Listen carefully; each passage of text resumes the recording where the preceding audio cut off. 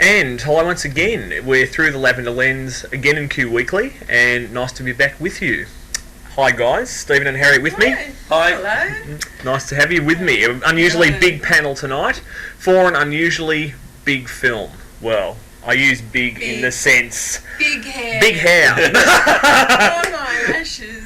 We're talking tonight about Vegas in Space. Haven't heard of it? Well, it's directed by a guy called Philip R. Ford, and it's a bit of a take on drag. In fact, it's science fiction drag, if you've ever heard of such a thing. Who wants to start on this one? I was really looking forward to seeing this. I knew it was going to be a bit of a laugh. A bit. A bit of a laugh, at least. I see. I had no bit at all. We didn't even have a laugh, really, did we? No, You had no bit. that. Well, that must mean you're not a Lots horse. of big eyes, flashing. Big heels, Big hair. Yes. lots of colour. What? No, not always, because they ran out of colour film. Oh, they ran out of It's colour black and film. white, Yes, remember? they did. The premise was it was the crew of the USS Intercourse, wasn't it? Yes. And they were going to the planet Clitoris in the constellation Beaver, or the Beaver. I don't know. What was it? The constellation Beaver, I think. It was a pleasure planet, and this group of Secret agents. secret right? agents, space They cadets, took a whatever you want to tablet call them. each. They did. They were actually on a mission because A mission. these crystals or minerals called girlinium were being stolen on this planet, weren't they? That's right. They were And- stolen from the Queen. They were. Of all the queens. It was fairies again, haven't you? Look what I'm sitting with. Oh, oh, Anyway, carry on. narrator. Anyway, there was a bunch of what was basically second-rate drag queens. We had drag queens starring in the film such as Doris Fish, Miss X, Ginger Quest. that was the best part of the movie. Yeah, pretty much. Yeah, the They- title sequence. Yes. and they were starting off as essentially male crew members. And what happened? They took pills to change sex. Yeah. That's right, and then They became did. Oh, female. Yeah, and then they could go and because only women were allowed on the planet Clitoris. That's right. Yes. That's right. And it was totally surreal. I mean, it went from the sublime to the ridiculous, really. Actually, I And did find back that again. there is one good thing about this film. What? Once you've seen this, every drag show in Melbourne looks brilliant. Absolutely. Because this is so bad. The exchange will never look the same again. Exactly. There were a couple of interesting characters. Miss X as the Empress of Earth, otherwise known as Queen... Oh, sorry, they all played dual characters. The main character she played was Queen Veneer, otherwise known as the Queen of Police. Yeah, the queen of the fashion police. Queen of the... Yeah, there was... Yeah, and we know someone who absolutely fell in love with her while he was watching. Our camera. Our cameraman, Yeah. yes, he wants to be Queen Veneer. He does. Kept going on about the eyebrows. Indeed, and the big nails. Freddy Krueger style, almost. But there was a funny scene where they basically have to go to this party, this drag show, where the crew of the USS Intercourse are presenting a 20th century style lounge show. Yeah. And Queen Veneer comes on and basically is the Queen of Fashion Police. She sees something she doesn't like. And She gets her magic. fixed it and- She just wags her fingers and And corrects it. poof, Stilettos become knee boots. Exactly. Yes, something Yeah. like that. And there was one person she just turned into a mannequin because she was so bad. Yes, indeed. There's some people you just can't help, she said. But it's crazy. The city, it's Vegas in space, refers to like a city or a fun complex on the planet Clitoris, and it's all what's it Now made we're out of? talking about sets now, aren't we? Yeah. It's made out of like lipstick Oh, holders and unbelievable. perfume bottles. Barbie doll scenes, you know? Yeah. I mean, all the Like that. That's what the world looks like. yeah. I mean, it was deliberately Yeah. amateurish. She knows. Oh,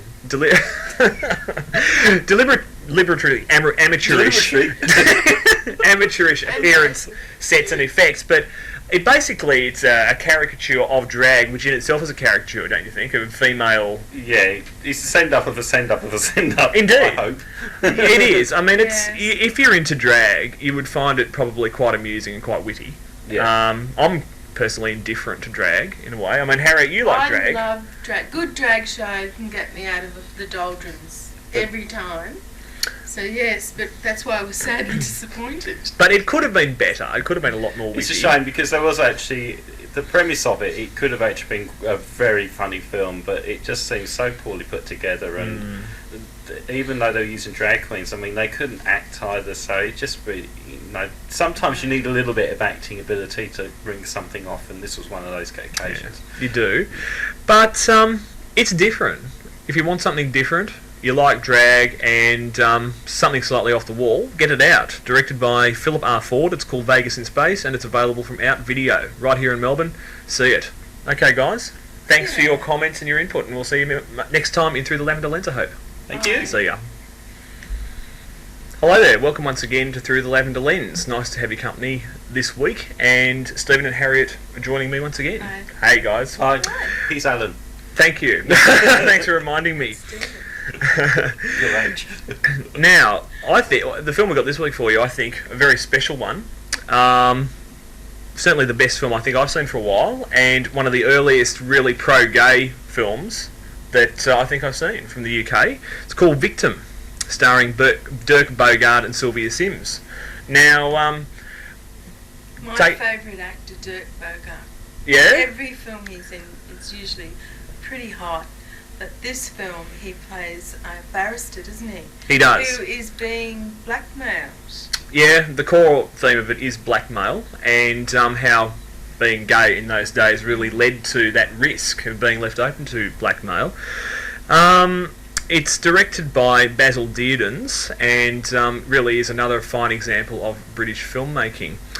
Now, funnily enough, the character I really felt most sympathy for in the film was Sylvia Sims' character Laura, who played Dirk Bogarde's wife.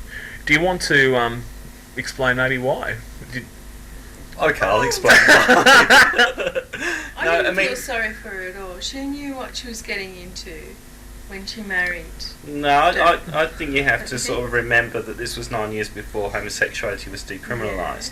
Now, even though we find out halfway through the film that Melville Farr, Dirk Bogarde's character, had a gay love Previous affair affair. before the marriage, Yeah, he then before married her marriage. and obviously was trying to go down the straight and narrow, and she was prepared to stick by him and help him through whatever was going to happen, including his career probably collapsing when he was going to stand up in court and show out who these blackmailers were. Yes, but we don't want to give the game away, do we really? And the whole...